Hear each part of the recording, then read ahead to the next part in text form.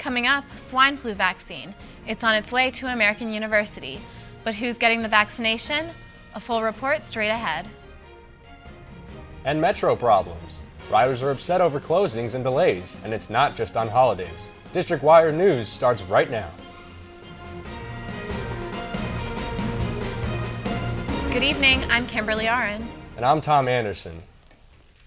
Help is on the way for American University. The H1N1 vaccine will soon be available at the AU Health Center. Charlie Arnold has more on the story. News of the arriving H1N1 vaccine is spreading fast on the AU campus. One of my friends who's an RA told me that they'll be coming soon. Students reacted differently when asked if they would take advantage of the vaccine when it's available. If it's in a reasonable cost, I would assume that it would be free. Since flu shots were free, I would definitely get it. I personally am not going to be getting it just because I feel like the U.S. just has a culture of over-vaccination and over-medication. Absolutely not. I don't believe in, getting vaccines when, you're young and healthy. While students realize their age group is at high risk for swine flu, many worry the vaccine could do more harm than good. I've heard that mercury is contained in the vaccine, which can cause brain damage, and I would really much rather have a flu than expose myself to just chemicals that don't need to be in my body. The fact is, when you get a vaccine, you're going to be sick for a day afterwards anyway, and so I don't think it's worth it. Details about the vaccine's exact arrival date and how many doses the university will receive are still unknown. Charlie Arnold, District Wire News. Please take a year off from school. Ithaca College is paying 31 students as much as $10,000 each to put off going to college for a year. The Chronicle of Higher Education reports that Ithaca hoped to enroll 1,700 new freshmen, but found itself with an incoming class of 2,030 this fall. Ithaca suffered a decline in freshman enrollment in 2008, which is why they worked so hard to increase their freshman enrollment this year. The Chronicle found, however, that few colleges, if any, had missed their enrollment goals by such a wide margin. Tens of thousands of gay rights supporters gathered in downtown D.C. for the Equality March. Many activists spoke at Sunday's event, including Cynthia Nixon and Lady Gaga. The march meant different things to different people. I'm from Los Angeles and sort of personally felt attacked and helpless when Prop 8 passed. It's sort of my form of coping with that is to get involved. The goal of the march was to get equal protection for lesbian, gay, bisexual, and transgender people in all 50 states. Metro riders are fed up with all the delays and closings. Alexis Rodriguez has more on the story. On this day holiday, there are less people riding and less Metro lines driving. The Green Line's Waterfront SCU, Archives Navy, and Lafayette Plaza stations will be closed, but many of the Metro's riders are getting sick of all the delays. It's so unreliable, you never know how long you're gonna have to wait when you get there, and it can screw up your times if you're, need to get somewhere. To help people get around the closures, the Yellow Line will be rerouted and will follow the Blue Line route between the Pentagon and Stadium Armory, with a stop at Lafayette Plaza station on the lower side. I had to go pick up my dad from the airport, when was it, Saturday, and the Yellow Line was closed, so it threw everything off, and it's just really a big hassle. So what did you do? I had to take a detour that took 20 extra minutes, and it was horrible and crowded and not fun. Crews are replacing Metro rail switches. All other lines will continue normally. For District Wire News, I'm Alexis Rodriguez. Speed humps are causing drama in Northwest D.C. The city put in 3 new humps on one block of Morrison Street. Now people in one Chevy Chase neighborhood are choosing sides. Caitlin Hilliard has the story. Chase in Northwest D.C., a place for families with kids. But not too far away, busy Connecticut Avenue. Inevitably, the solution for one set of problems creates another set of problems. The problem and the solution? Speed humps. 3 in a row in the 3700 block of Morrison Street.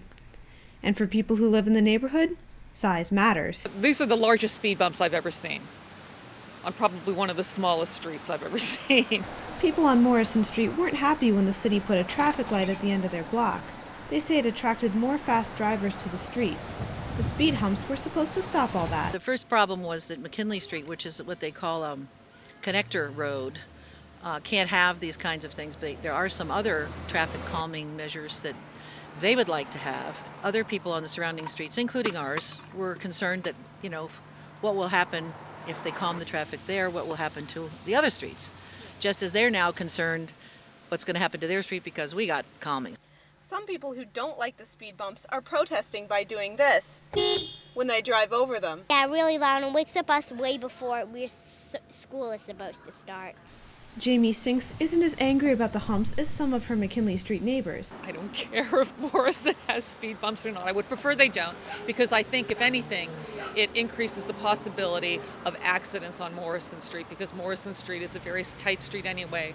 And I think speed bumps add to the possibility of accidents. Would you go for seconds or safety? Because seconds, it only takes only 10 seconds more to go over the 2 speed humps that we got installed in our street, and it's way more safe.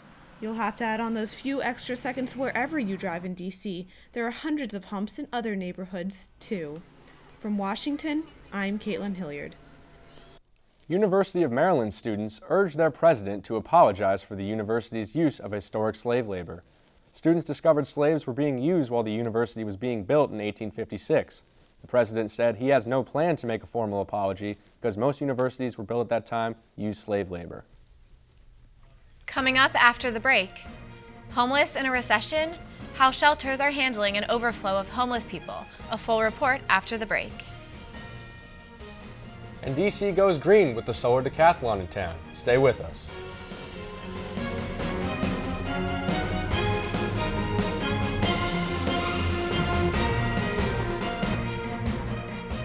DC and the federal government aren't budgeting as much money for the homeless people this year. With millions of dollars less, homeless in DC are worried that shelters are closing. Matt Colling has more.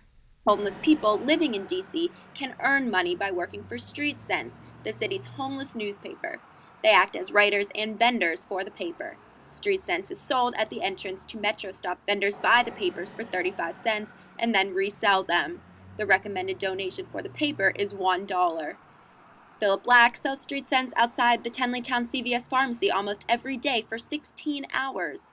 Black was a plumber who became homeless for 9 months after having emergency surgery for stomach ulcers. Somebody was supposed to pay my bills and help me out while I was in the hospital, but when I came out of the hospital, I was evicted. I was homeless. So if I can be homeless, anybody can. Black spent time living in homeless shelters but found them unsafe and chaotic. You have to be a strong-minded person to sell Street Sense because you have to have a lot of patience, deal with a lot of rejection, and a lot of times people just don't want to buy the paper, even the ones who know about Street Sense. Friendship Place is the only homeless service provider in Upper Northwest DC. It deals with reaching out to homeless people, giving them food, and offering free medical services, but does not have sleeping arrangements for the homeless. The Fenty administration's budget cuts may impact the services that shelters like this provide. Bill Long is the Director of Volunteer Education and Community Services at Friendship Place.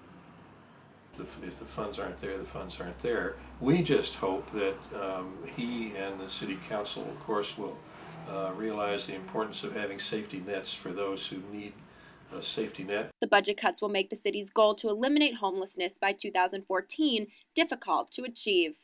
Matt Colling, District Wire News, Washington. 20 teams made up of college students from all over the world have spent the last 2 years preparing for today, the Solar Decathlon.